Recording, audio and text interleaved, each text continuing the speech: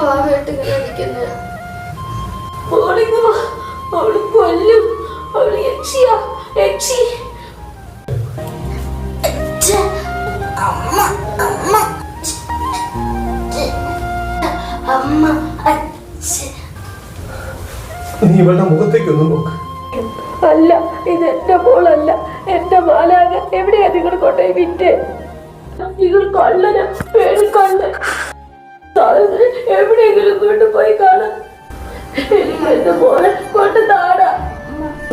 മോളെ, അമ്മയെ കൊണ്ട് റൂമിലാക്ക്.